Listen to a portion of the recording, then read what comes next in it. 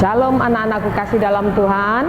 Pada pagi hari ini mari kita belajar bagaimana gereja dan orang muda, ya anak-anakku. Gereja akan menjadi stagnat ketika orang-orang muda tidak kita persiapkan.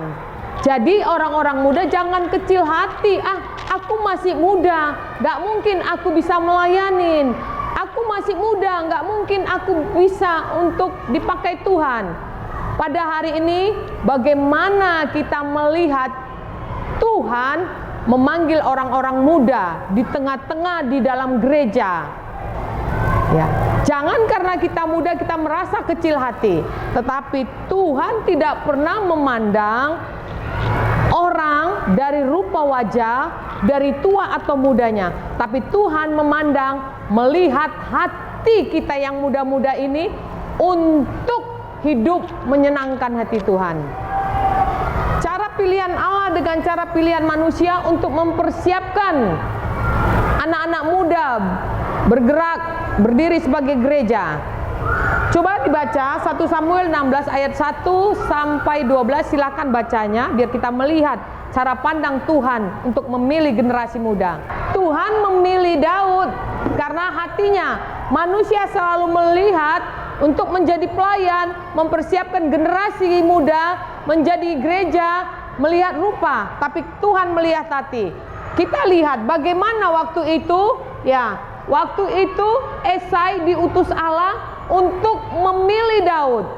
Ya, Esai diutus Allah memilih Daud. Esai datang ke rumah Samuel.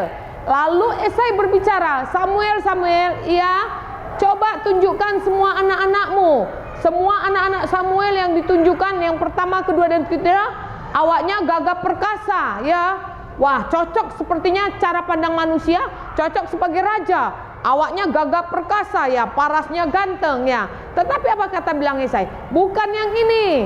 Datang lagi anak yang satu, bukan yang ini, kata Esai. Datang lagi yang satu, bukan ini. Lalu Esai bertanya kepada Samuel, apa sudah habis anakmu? Oh, ada lagi yang satu. Siapa itu? Daud. Di mana dia? Lagi mengembala, ya. Lagi mengembala, ya. Daud waktu itu lagi mengembala, ya. Kenapa Daud yang dipilih? Karena dia menyenangkan hati Tuhan. Iya. Kenapa Daud dipilih? Allah dipersiapkan Allah untuk menjadi raja.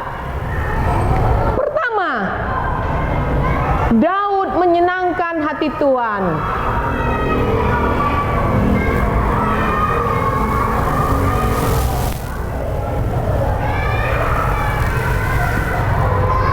Padahal kalau dilihat dari rupa Daud nggak ganteng-ganteng amat, seperti nggak tegap, nggak tinggi seperti kakak-kakaknya. Daud orangnya rada pendek, cuman wajahnya aja kemerah-merahan.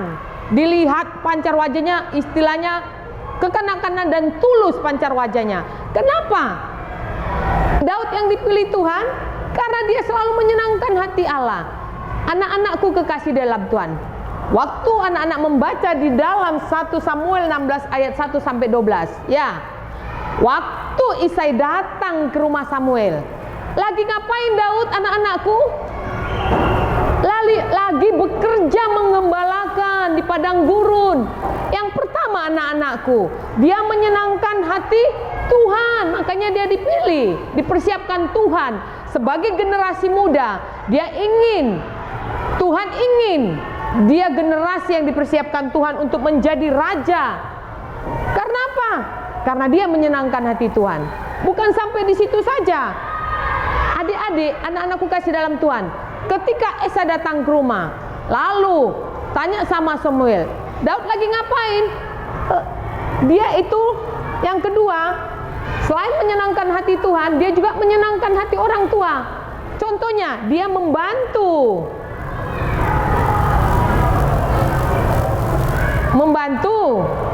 ngapain dia?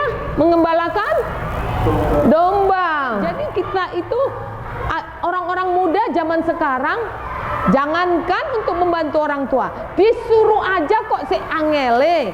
jangankan udah angel tetapi membantah orang tua. Orang tua sekejap satu aja, anak muda udah menjawab orang tua berkecap-kecap. Tapi Daud tidak. Dia punya hati kerelaan. Di samping dia hidup menyenangkan Tuhan, dia mempunyai hati kerelaan membantu orang tua. Adik tahu pekerjaan Daud ketika dia mengembalakan domba? Ketika Daud mengembalakan domba, dia membawa kecapi dan seruling. Ketika domba-dombanya di padang rumput diternakkan, dibiarkan begitu, itu udah dilihat, udah semua digembalakannya. Lalu dia duduk, lalu dia memainkan serulingnya untuk memuji Tuhan. Jadi hidupnya itu hanya untuk Tuhan, menyenangkan hati Tuhan, menyenangkan hati orang tuanya. Tapi anak muda sekarang bagaimana kehidupannya? Wah, bagaimana? Hidupnya hanya bermainkan game. Disuruh orang tua nggak mau, orang tua ngomong sekali, anak-anak sudah ngomong kecap-kecap. Bagaimana kita bisa dipilih Tuhan untuk menjadi gereja? Bagaimana Tuhan mempersiapkan kita orang muda untuk menjadi gereja? Kalau hidup kita sendiri tidak menyenangkan hati Tuhan, kalau kita sendiri membantah-bantah dengan orang tua, tidak mau membantu orang tua. Begitu juga kita akan lihat bagaimana generasi muda yang dipersiapkan Tuhan.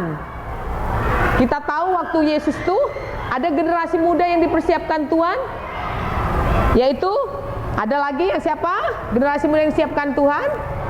Kita lihat adalah Petrus, Andreas, Yohanes dan Yakobus dan banyak lagi.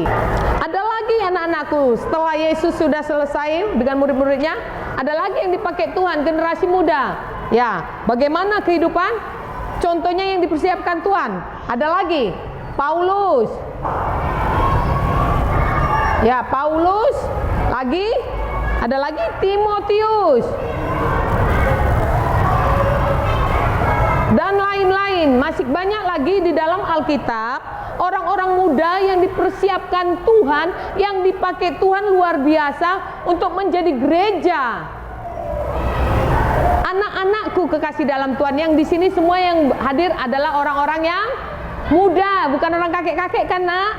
Ya, orang-orang muda. Persiapkanlah engkau supaya dipakai Tuhan menjadi generasi gereja. Maka dari itu, siapkanlah hatimu, kuduskanlah hatimu, hiduplah menyenangkan hati Tuhan, hiduplah ikut aturan-aturan orang tua, menyenangkan hati orang tua, hiduplah menurut aturan-aturan kebenaran firman Tuhan. Ketika engkau dipakai Tuhan, sambutlah itu, bukalah hatimu. Kita lihat, jadi jangan menganggap karena kita masih muda, aduh aku nggak bisa bicara, aku nggak bisa berdoa, aku tidak bisa melayani. Jangan anggap dirimu seperti itu. Tetapi apapun kekurangan kita sebagai generasi muda, pasti Tuhan akan bantu menolong untuk memberikan kita kemampuan untuk bekerja di ladang Tuhan, untuk menjadi gereja generasi, ya. Ya, coba kita baca ayat yang emas, 1 Timotius 4 ayat 12 ya. Ya, agar kita ini tidak merasa kita muda, nggak mungkin orang lain nanti nggak menghargai kita, tapi Tuhan menguatkan kita sebagai orang muda untuk sebagai gereja. Kita baca lagi di 1 Timotius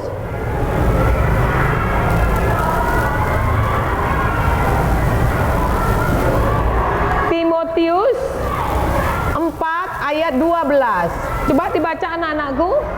Janganlah seorang pun menganggap engkau rendah, karena Perlu, aduh aku masih muda nanti nggak dihargai nggak. Tetapi kalau kita menjaga, apa deh yang harus kita jaga? Yang harus kita jaga sebagai orang muda, 1, perkataan. Lalu apalagi sayang anakku? Tingkah laku. Apalagi nak? Ya? Kasihmu, kasih. Apalagi nak?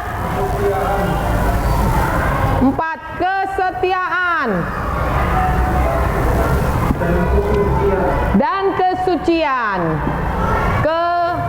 Kesucian. hidupmu tidak dianggap rendah dengan orang-orang di sekelilingmu. Walaupun kamu masih muda, kamu harus bisa menjaga ini.